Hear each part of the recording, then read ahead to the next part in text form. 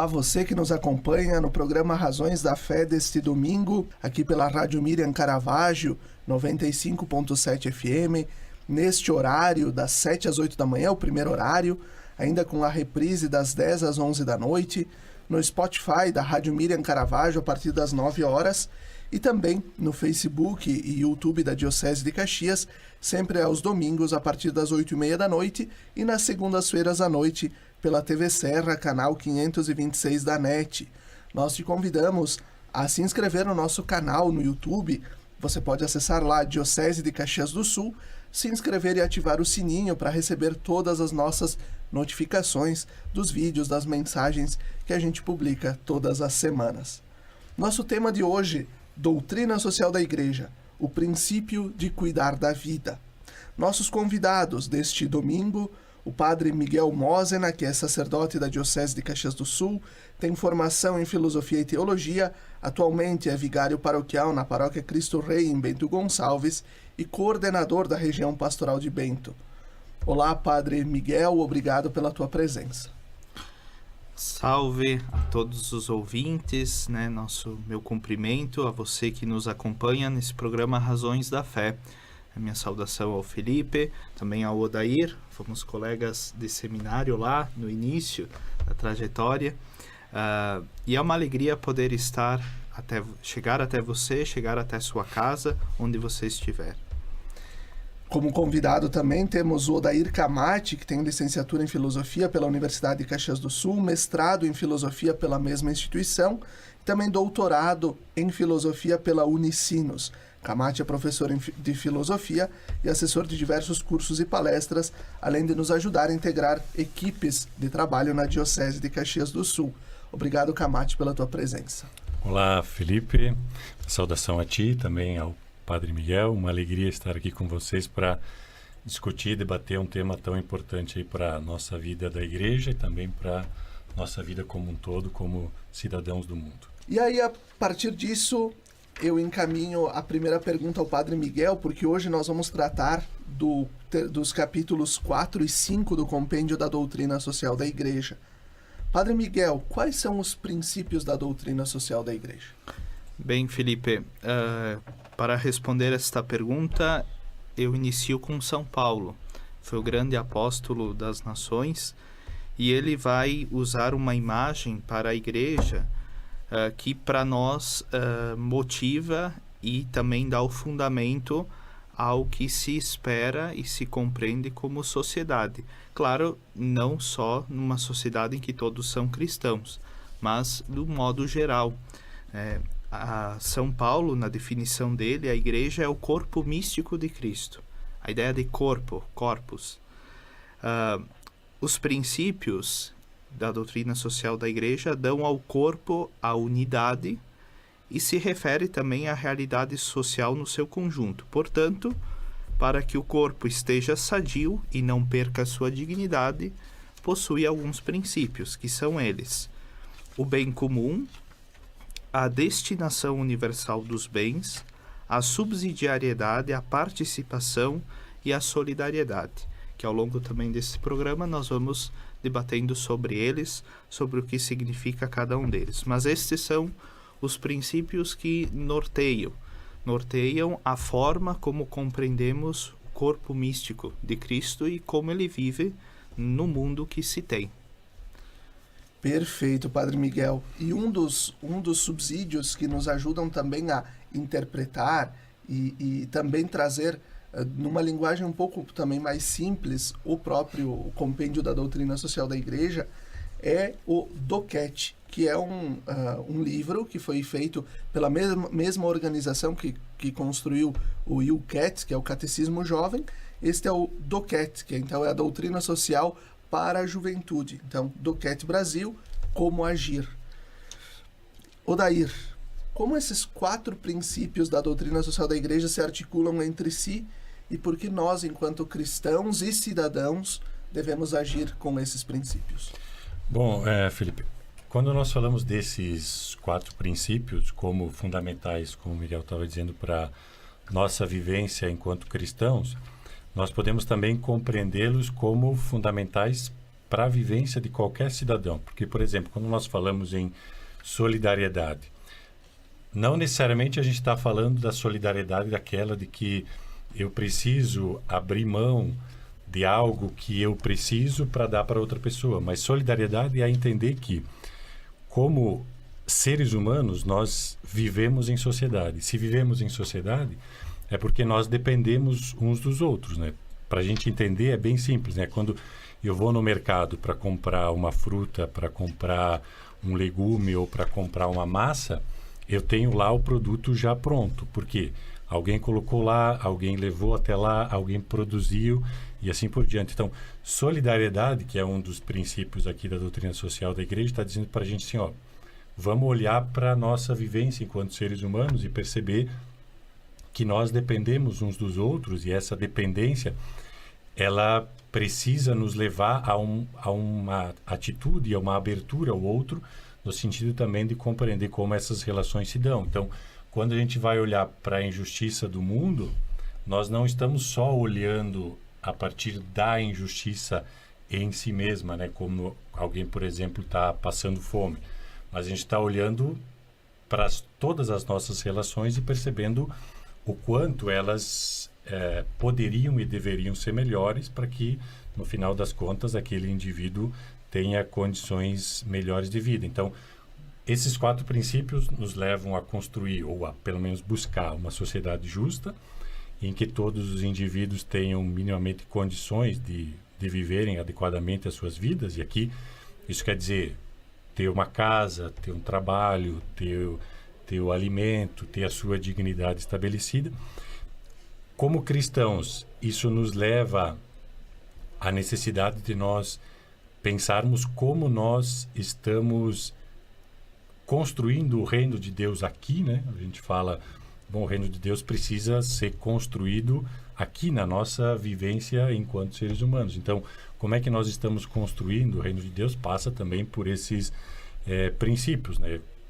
O Padre Miguel falou do princípio do bem comum. O que é o bem comum? É aquilo que é comum, que não é só meu, não é só do Felipe, não é só do Miguel, não é só de você que está nos acompanhando, é nosso. Então, por exemplo, quando a gente fala em saúde ou quando a gente fala em educação, nós estamos falando em coisas que não são só minhas. Sou eu que acesso, por exemplo, o sistema de saúde, mas o sistema de saúde precisa funcionar para todos. Para todos e em conjunto, né? Então, esses princípios, no final das contas, nos garantem aquele princípio anterior que embasa também esse 4º capítulo da doutrina social, que é o princípio da dignidade humana. Esses princípios garantem que, por exemplo, o sujeito participe da política, que o sujeito tenha acesso aos bens que são necessários para a sua vida e que ele também viva não preso a nenhuma instituição. O princípio da subsidiariedade diz isso, olha, o indivíduo tem também o seu papel no mundo, né? Então, como a gente entende esse papel, nos ajuda também a vivermos melhor, não só como cristãos, mas também como cidadãos. Perfeito, Camati. E devolvo ao Padre Miguel, né? Nós estávamos falando agora da questão do bem comum. Como é que a gente pode viver ele na prática? O que ele quer, de fato, na prática dizer, e como é que a gente pode colocar ele em prática também, Padre Miguel? Sim, geralmente, quando se fala em bem comum, como também o Dair comentava, se fala em bem comum, a tentação, né, vamos usar termos teológicos, né, que a tentação é dizer, bom, bem comum, isso é coisa de prefeitura, né? Vamos terceirizar para a prefeitura, é preocupação dela. Claro que numa sociedade, numa organização comunitária de sociedade, o poder público, ele tem sua missão e sua importância em garantir a todos os cidadãos as condições para ter uma vida digna. E isso quer dizer também não só sobre as questões da sua casa, mas sobre opções de lazer. Deve favorecer para que empresas, comércio, enfim, possa estar no lugar onde você vive. Isso é interessante, porque quando a gente fala em bem comum, já se acha que é problema dos outros, que é um problema, não uma solução, e que é dos outros, não faz parte da minha forma de agir. E aí eu queria citar o próprio compêndio, quando fala do bem comum, lá na página 101 vai dizer assim: o bem comum não consiste na simples soma dos bens particulares de cada sujeito do corpo social, sendo de todos e de cada um, e permanece comum, porque indivisível e porque somente juntos é possível alcançá-lo, aumentá-lo e conservá-lo. Também em vista do futuro. Que futuro? Para o cristão se fala o reino de Deus, que, como o Odair dizia, já se começa aqui, é um sinal. Na teologia a gente tem uma expressão que é própria da escatologia, o reino de Deus se vive já, mas ainda não. E o bem comum faz parte desse já. Desde já precisamos, trabalhar para a construção do reino. Então, em vista do futuro, se refere a isso. Assim como o agir moral do indivíduo se realiza em fazendo bem, assim o agir social alcança a plenitude realizando o bem comum. O bem comum, portanto, pode ser entendido como a dimensão social e comunitária do bem moral. Eu lembro que aqui é muito na nossa região, começou assim, né? A prefeitura, o poder público veio depois, né? Mas na nossa história as famílias tiveram que se reunir, se unir e pensar os espaços comuns, desde as capelas, o espaço do cultivo espiritual, os salões, o espaço do lazer. Claro que hoje há inúmeras formas de lazer, divertimento, que não são mais só os salões. As escolas. Né? As escolas. Então, a minha avó, lá no interior de Carlos Barbosa, ela acolheu na casa dela a professora, que vinha de uma outra comunidade e que posava nas famílias, porque não tinha onde ficar, para poder dar aula na escolinha da comunidade. Então, quando se fala em bem comum, claro que hoje não se volta a fazer isso, né? Mas esse é o princípio, né? Poder pensar o que é comum a todos e favorecer que se tenha condições para isso. E, por fim, eu cito um exemplo também, as praças, né? Todo mundo gosta de uma boa praça, seja para levar os filhos passear, brincar, ou tomar um chimarrão, ou, enfim, ver as pessoas falecidas, não, perdão, também pessoas conhecidas, isso é importante dizer. As falecidas, elas vão para a igreja, que geralmente na praça tem uma igreja, né? Isso é legal, porque quando a gente cuida da praça, cuida do que é comum, um pouco a gente vai entendendo que o bem comum se dá no que é uma palavra muito própria do nosso tempo, no cuidado das coisas comuns. Exatamente, a gente também pode ver isso quando na própria cultura, né? Quando você promove atividades e a população, as pessoas ocupam os espaços públicos, você vê que você cria uma sensação de segurança, você permite uma organização social também da comunidade, né? E gira a economia, tudo acaba confluindo para o bem, né? Pelo menos na maioria das vezes. E também, né, Felipe, eu acho que é interessante que e faz parte desse princípio do bem comum a questão da integração das coisas. Não olhar as coisas em gavetas, né? Não colocá-las em gavetas, não. Quando você cuida da praça, você está cuidando do seu bem-estar, da criação. Isso pode estar gerando também uma economia, né? Para quem, às vezes, nós lá em Bento, na paróquia do Estou, tem a Praça das Rosas, então são muitas rosas. E, inicialmente, elas foram plantadas para, além de servir para ornamentar a igreja, hoje já não serve mais para isso, mas também era para que a população pudesse levar para casa. Claro, hoje se você faz isso, aí não vai sobrar rosas, né? Mas era um pouco esse o intuito. Às vezes você tem uma pessoa da sua família que está triste, enfim, aí vai sua esposa, vamos supor, né? Aí vai o marido, pega uma rosa e leva para a esposa. Então, a praça serve para ajudar a buscar o bem, o bem-estar, né? Na família também, que depois também é um dos assuntos da doutrina, né? Então, acho que isso é importante, a questão do cuidado.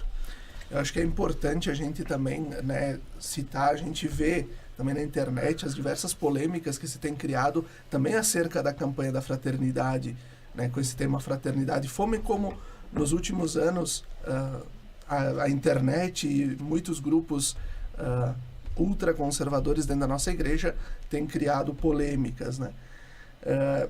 E uma das polêmicas é por que olhar para a questão da fome, para a questão da prática da comida, mas não se preocupar na quaresma com a salvação das almas. Mas acho que é importante a gente ter consciência de que nos salvamos por inteiro, de que a salvação não é somente da alma, mas mesmo Santo Antônio dizia que quando sofre o corpo, sofre também a alma, né? Quando a gente fala então do comum, nós estamos falando em coisas que dependem de uma relação com alguém, né? Por exemplo, eu não posso ser solidário comigo mesmo. Eu posso cuidar de mim mesmo, mas eu sou solidário para o outro, com alguém, né? Então, quando a gente está falando desses princípios, a gente fala do comum, é alguma coisa que depende dessa relação. Então, se tem alguém passando fome, nós nos entendemos como vivendo numa comunidade em que as coisas também têm esse aspecto de cuidado comum, significa que, no final das contas, eu também tenho uma responsabilidade. Não significa dizer que individualmente eu, o Miguel, o Felipe, cada um de nós, tenhamos que resolver os problemas das pessoas que cruzam o nosso caminho. Não.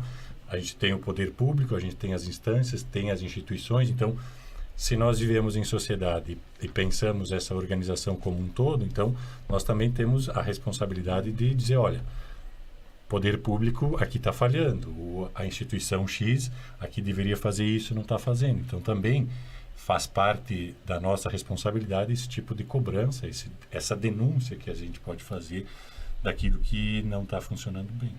Perfeito. E assim nós vamos concluindo o primeiro bloco do nosso programa Razões da Fé deste domingo. Fique conosco.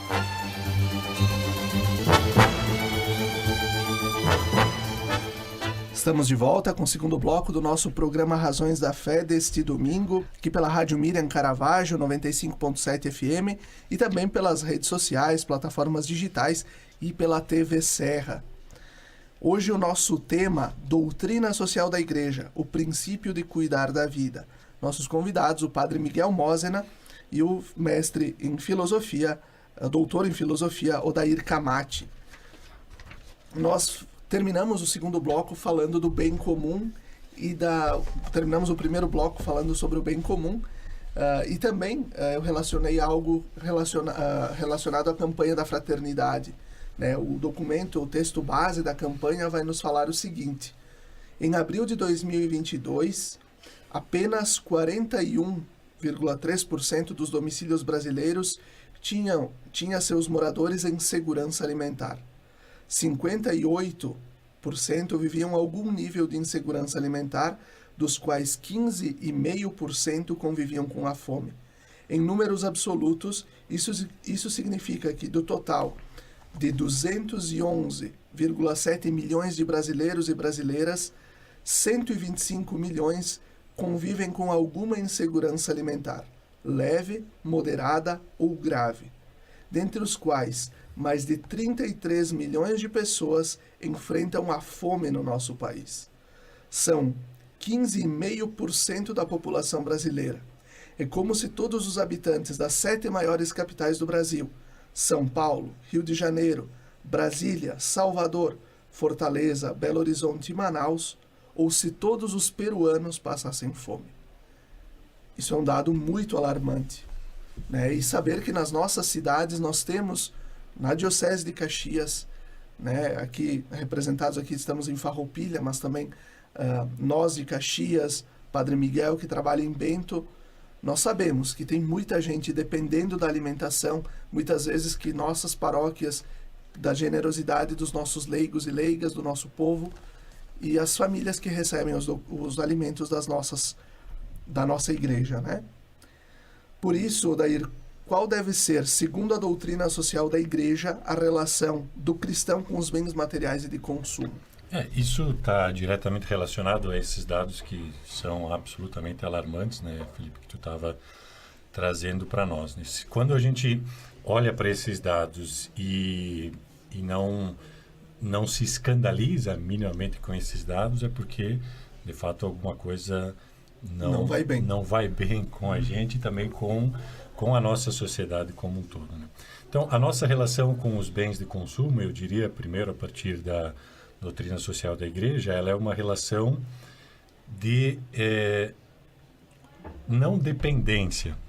Quer dizer, nós precisamos, obviamente, dos bens materiais e precisamos dos bens básicos, mas aqui a dependência no sentido de não nos tornarmos escravos desses bens materiais, né? Isso também é um risco que nós corremos e temos na nossa vida de buscarmos incessantemente uma satisfação a partir do uso e do consumo de bens materiais.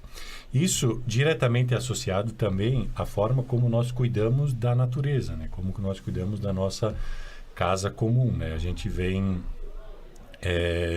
como mundo, ampliando cada vez mais essa discussão de como nós estamos cuidando também da nossa casa comum, como nós estamos cuidando da natureza, como nós nos relacionamos com a natureza. Então, a gente também precisa pensar num modelo de sociedade que seja economicamente viável, mas que também ela seja sustentável do ponto de vista ambiental, porque daí nós podemos garantir aquele mínimo para que cada pessoa viva bem enquanto um ser humano integral, né? Essa é a preocupação também da doutrina social da igreja, né? Não pensar só um aspecto, mas pensar o ser humano de forma integral. Então, que a gente possa garantir para todos esse mínimo, mas que também a gente possa garantir que as futuras gerações que estão vindo aí tenham também condições de viverem adequadamente a partir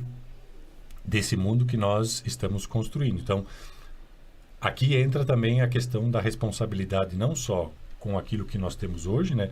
Então, aquilo que o Felipe falava do problema da fome, nós temos que enfrentar isso enquanto sociedade, e a igreja também tem um papel nisso, de auxiliar as pessoas diretamente nas suas vivências concretas, mas também de, fazendo essas relações com outras instituições, garantir que esse processo tenha continuidade, que cada uma das instituições acabe assumindo a sua responsabilidade. Então, no final das contas, o que nós queremos e buscamos, estamos aqui refletindo, é o que garante que as pessoas possam viver e viver com plenitude. Não só do ponto de vista material, mas também ampliando aqui, já que nós estamos dentro de uma discussão eclesial, também do ponto de vista espiritual. Então, essas coisas, elas estão conectadas, a gente não tem como separar. Então, como é a nossa, ou como deveria ser, ou como nós podemos pensar a nossa relação com os bens materiais? Eles são necessários, são importantes, a gente precisa deles, todos nós precisamos deles, então precisamos pensar de forma mais ampla como garantir a justiça, mas também nós temos uma responsabilidade para com o lugar que nós vivemos, que nós recebemos, é um dom, é um presente, é uma dádiva, nós termos uma natureza tão perfeita, no sentido de que nos oferece tantas possibilidades para a gente viver. Então, temos que cuidar dela também. Em complementação ao que o Camati nos traz aqui, eu recordo a Gaudium et Spes, número 69, está aqui no Duquette, também uma das citações dela, a Gaudium et Spes do Concílio Vaticano II, que vai nos dizer o seguinte: Deus destinou a terra com tudo que ela contém para o uso de todos os seres humanos e dos povos, de modo que os bens criados devem chegar equitativamente às mãos de todos, segundo a justiça, secundada pela caridade. Diante disso, minha pergunta ao Padre Miguel: quais são os passos para que a gente possa colocar em prática os princípios da solidariedade e da subsidiariedade? Creio que, Felipe, o primeiro passo é não fechar os olhos para essa realidade. Mas como a gente faz isso para não virar só uma frase de impacto, de efeito, enfim? É justamente procurar somar forças, né, com as instituições, seja a igreja, poder público, questão empresarial, todas as instituições, porque graças ao bom Deus hoje temos várias formas, várias ações, iniciativas, às vezes que nem são eclesiais, né, são da sociedade civil, para que essa realidade da fome, sobretudo, possa ser menos dramática, menos castigadora, digamos assim, para que as famílias pelo menos tenham o básico que o corpo necessita. O corpo é templo de Deus para nós cristãos, para ser digno. Eu estava pesquisando a cesta básica das capitais do país. A segunda cesta básica mais cara do país é a de Porto Alegre. Só perde para São Paulo. São R$ 781 hoje, de dezembro do ano passado. Isso significa que um quadro hipotético de uma família, né, com um pai, uma mãe, 2 filhos pequenos. Só o pai trabalha, ou só a mãe. O outro está desempregado. Se você vai gastar esses R$ 780 para comida, imagine do salário mínimo, né? Ou até que fosse um salário e meio, né? Que a pessoa ganha até R$ 1.500, R$ 1.700. Como é que ela vai conseguir fazer o resto? Pagar suas contas, cuidar dos filhos. Então é um absurdo, né? Você é meio que obrigado, então, a se alimentar mal, porque uma cesta básica é arroz, feijão, farinha, açúcar, são os nutrientes básicos que o organismo precisa. Então você vai ter que optar em gastar menos na comida para poder dar a volta em outras coisas, né? E aí como é que fica, né? Então é uma questão muito, muito assim prática, e às vezes critico até mesmo a igreja, tudo bem, na questão, porque a igreja é muito assistencialista. Mas se alguém bate na porta da tua casa, né, com essa realidade, você fecha os olhos? Como dizíamos no início, é sinal que alguma coisa vai mal, como sociedade como um todo, se nós fechamos os olhos para isso.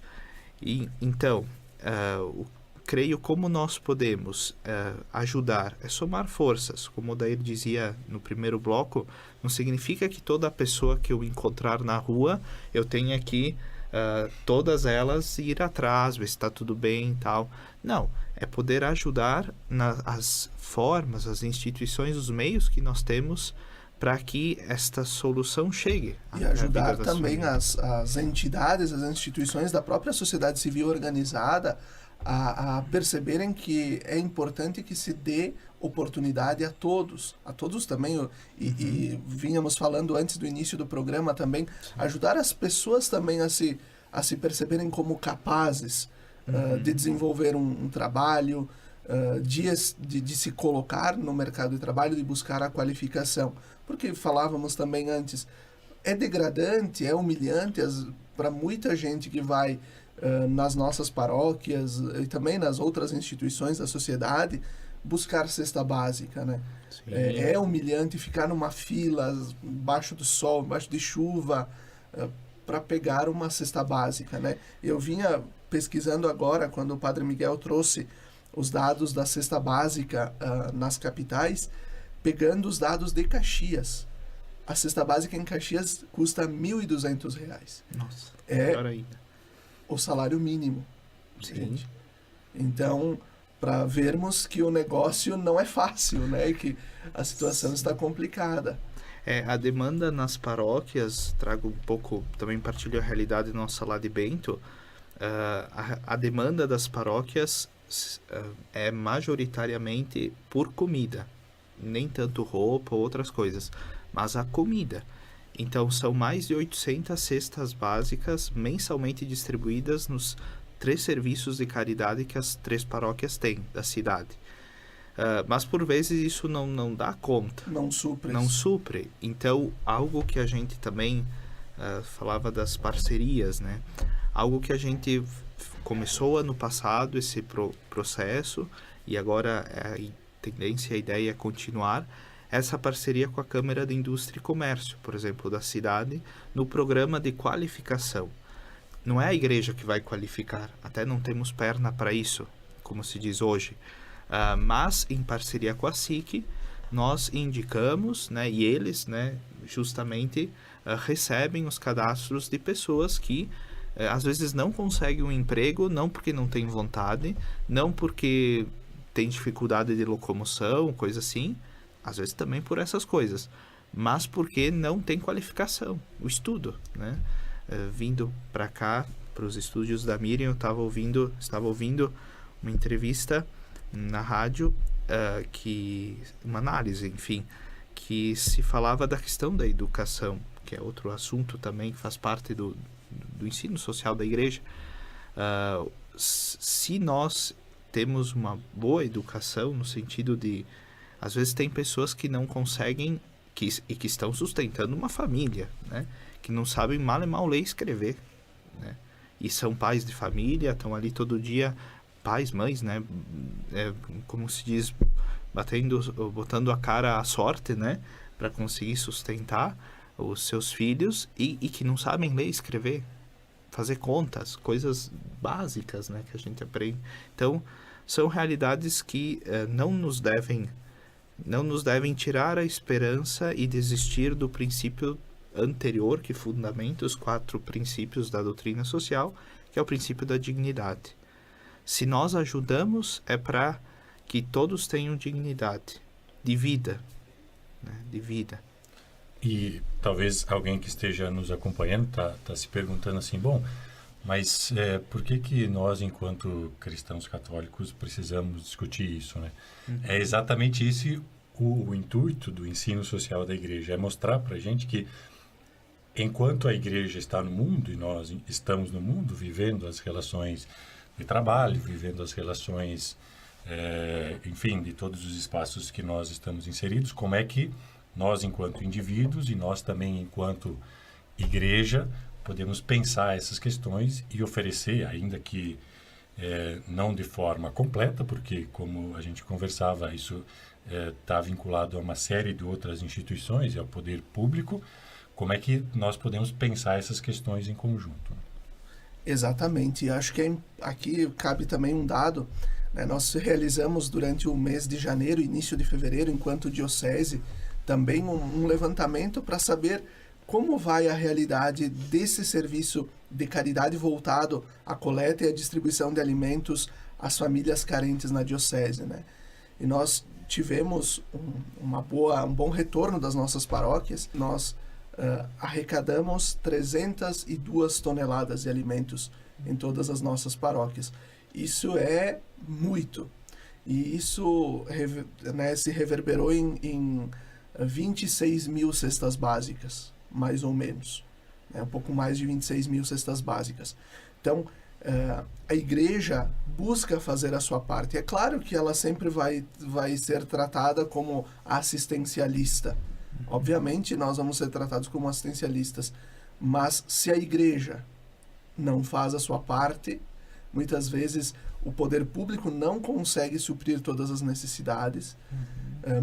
Nós teríamos muito mais gente passando fome e precisando recorrer aos serviços de saúde, e isso acaba se tornando sempre uma bola de neve, né?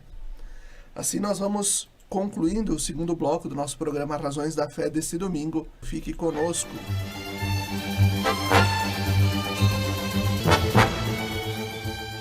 Estamos de volta com o terceiro bloco do nosso programa Razões da Fé deste domingo, com o tema Doutrina Social da Igreja, o princípio de cuidar da vida.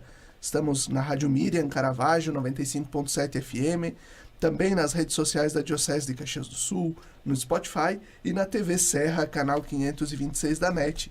Nossos convidados hoje, o Padre Miguel Mosena e o doutor em Filosofia, Odair Camati. Agora nós vamos, nesse último bloco, tratar sobre um dos capítulos, o capítulo 5 da Doutrina Social da Igreja, do Compêndio, que é sobre a família, né? Nós já vimos nos outros blocos falando da família, no segundo bloco tratamos diretamente sobre a questão também do bem comum, da fome, né? Da fome que atinge as nossas famílias. E agora a pergunta ao Padre Miguel. Padre Miguel, o que a família faz pela sociedade e também onde a família está no contexto da doutrina social da Igreja? Bom, pensando a ideia paulina da Igreja como o corpo místico de Cristo, as famílias, ela está inserida dentro deste corpo, forma o corpo e dá visibilidade ao corpo. Eu acho que quando se fala em família, a gente pensa na família tradicional, né, que nós somos habituados a conhecer, pai, mãe, filhos, mas também a realidade, ela se impõe. Eu lembro um professor meu da teologia, ele sempre dizia, você tem o que é o ideal, em vista do reino, já eu ainda não. Mas nem sempre o que é o ideal é o real. Então temos várias situações, falávamos no bloco anterior das famílias, das filas nos serviços das nossas paróquias para ganhar auxílio, né, para o alimento. Muitas dessas pessoas que vão são vovós, né, que vão com os netos, que tem que cuidar dos netos porque ou o pai está preso, a mãe abandonou a criança, e essa é a família, né? Então, isso é uma situação limite, tem tantas outras, ou às vezes, eu acho que é uma questão, também um assunto muito bonito, quando diante de um abandono de uma criança, né, no início da infância, há casais que adotam. A adoção sempre foi algo muito estimulado pela Igreja e faz parte para que se tenham todos vida e que se cuide dos... Aliás, o órfão é uma das categorias do pobre, o órfão, o estrangeiro e a viúva. Então, quando nós optamos pelos pobres, não estamos optando apenas pelos pobres de materiais, sem recurso financeiro, mas também por aqueles que foram abandonados na infância e precisam de uma família, né? A família é este lugar, este santuário, é o santuário da vida, né? Onde a vida vai acontecendo. Eu queria só, para concluir essa pergunta, citar o próprio documento da Doutrina Social da Igreja, no número 231, quando fala assim: a família fundada no matrimônio é deveras o santuário da vida, o lugar onde a vida donde Deus pode ser convenientemente acolhida e protegida contra os múltiplos ataques a que está exposta, e pode desenvolver-se segundo as exigências de um crescimento humano autêntico. É interessante que é ali onde nós encontramos o porto seguro, né? Quando há problemas na nossa vida, qual é a primeira referência que vem? Você não vai procurar o vizinho, até mesmo o padre ou o professor. Não, primeiro você vai na família. Depois sim, aí você vai para o professor, para o padre, para o vizinho, para conhecido, para o amigo, amiga. Também recordo com estima um amigo padre meu, mais experiente, ele dizia: Padre Miguel, quando você está mal, tem um problema na paróquia, enfim, vai para casa, visita os pais, convive com eles. Tem uma música, né? Aproveitar enquanto... Não, trem bala, se não me engano. Isso. Que aproveitar sorria enquanto os seus pais estiverem por aqui, né? Que a vida é trem bala, parceiro, né? E a gente só é passageiro, né? Então, é um pouco esse o sentido. Eu diria, claro, a doutrina social da Igreja vem antes do que esta música, né? Mas ela pode expressar bem um pouco o sentido, assim, da família na doutrina social. Perfeito, Padre Miguel. E a partir disso, nós estamos vivendo também um contexto de transformações e de mudanças, né? Também é um tempo de muitas discriminações diante desses modelos novos de famílias, né?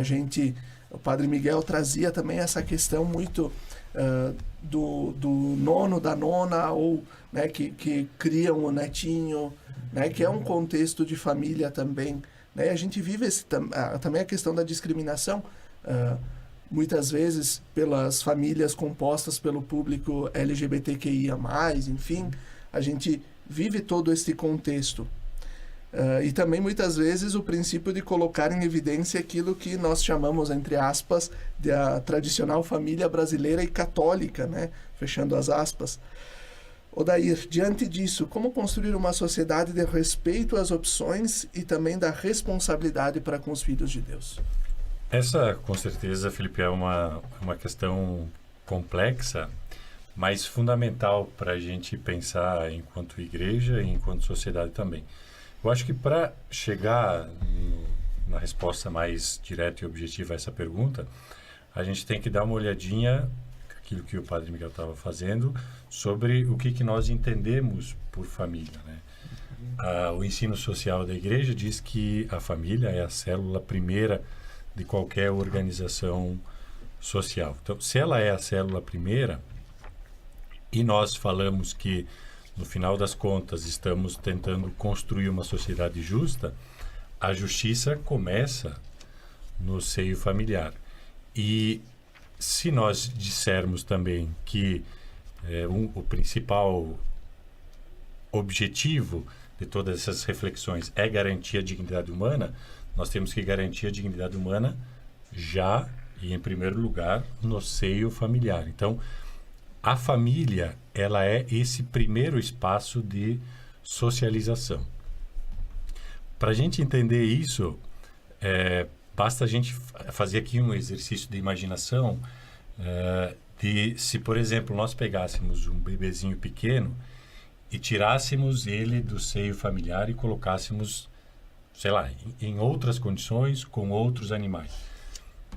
Esse bebezinho aqui não se constituiria enquanto um ser humano. Porque nós só nos constituímos como seres humanos a partir do convívio com os seres humanos. Nós aprendemos a falar, nós aprendemos a caminhar, nós aprendemos a comer, nós aprendemos a nos vestir dentro desse ambiente familiar.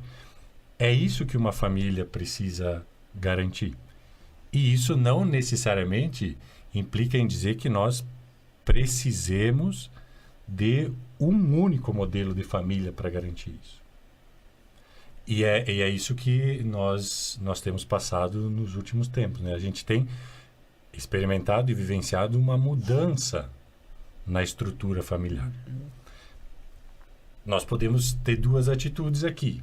Fechar os olhos e não, vamos continuar com aquele modelo que nós temos. Ou nós podemos, pelo menos, abrir os olhos e tentar compreender quais são esses novos modelos, quais são as dificuldades que podem surgir desses novos modelos e o que nós podemos também aprender com esses novos modelos de família. Então, essa atitude mínima de uma abertura para compreender já é um passo gigantesco que nós precisamos não só enquanto igreja, mas eu acho que principalmente enquanto igreja, porque nós temos uma certa dificuldade, resistência para fazer esse tipo de abertura, esse tipo de compreensão, para que ao compreender a gente possa aprender e poder também auxiliar essas novas estruturas familiares. É como se a gente dissesse assim, por exemplo, o meu modelo de carro é X e tem a cor azul. Quando eu vejo um outro modelo de carro que não tem a cor azul, eu posso negar que aquilo é um carro. Mas o erro não está no carro não ser azul e não ser do modelo que eu pretendo ser o ideal. O que eu tenho que fazer é pelo menos tentar compreender esse modelo e ver as possibilidades que ele pode me dar, talvez as dificuldades que ele possa trazer e assim por diante. Então, eu acho que essa atitude de abertura e de buscar compreender é o primeiro passo para que a gente possa manter essa experiência de família como a constituidora do ser humano e o espaço de amor, o espaço das relações. É o espaço em que, como o Padre Miguel dizia, é o espaço em que nós somos genuinamente nós mesmos. A gente se sente à vontade, né? com quem constitui para nós a família, né? Acho que é interessante isso, porque se as pessoas, as famílias, não se sentem à vontade, ou seja, não se sentem bem, como são na comunidade cristã, também é um problema de preconceito. E aí fere as relações de justiça, que falávamos no princípio da dignidade. Então, acho que isso também se vê muito na vivência da comunidade, na vida da comunidade. Há um exemplo, né? Precisamos de cantores. Um exemplo. Tem um grupo que se oferece. Mas aquele ali tem essa família assim. Então não presta. Não. É algo que fere o corpo místico de Cristo, né? Então é muito interessante isso, assim, porque as famílias se sintam à vontade na comunidade, né, de fé. Porque se a gente diz que a família é essa primeira célula, depois essa família vai se juntar com outras famílias para formar esse corpo, né? Então, precisa minimamente que esse corpo também esteja ajustado. E esse ajuste passa pela compreensão, passa pelo olhar caridoso para com o outro. Isso não significa, naturalmente, que nós tenhamos que aceitar tudo. Claro. Nós podemos, nesse olhar e nessa compreensão, buscar algumas coisas que tenham que ser basilares, né? Como o amor, como o respeito, como a dignidade e assim por diante. Então, esses valores é que vão, digamos, nortear também o nosso olhar e o nosso cuidado com as famílias. E aqui eu trago uma citação da Laudato Si, do Papa Francisco, da encíclica Laudato Si do Papa Francisco, no número 213, a família como o lugar da formação integral. Na família cultivam-se os primeiros hábitos de amor e cuidado da vida, como, por exemplo, o uso correto das coisas, a ordem e a limpeza, o respeito pelo ecossistema local e a proteção de todas as criaturas. A família é o lugar da formação integral, onde se desenvolvem os distintos aspectos intimamente relacionados entre si, do amadurecimento pessoal. Na família, aprende-se a pedir licença, sem servilismo, a dizer obrigado como expressão de uma sentida avaliação das coisas que recebemos, a dominar a agressividade ou a ganância e a pedir desculpas quando fazemos algo de mal. Esses pequenos gestos de sincera cortesia ajudam a construir uma cultura da vida compartilhada e do respeito pelo que nos rodeia. É isso que também o Camati vinha, né, nos trouxe e que acaba, né, na encíclica Laudato Si, o Papa Francisco acaba abordando. E assim nós vamos para a última pergunta deste nosso programa, já para concluir o Razões da Fé deste domingo. Padre Miguel, por que a Igreja defende a família? E o que o Estado e a sociedade, como um todo, precisam fazer pela instituição família?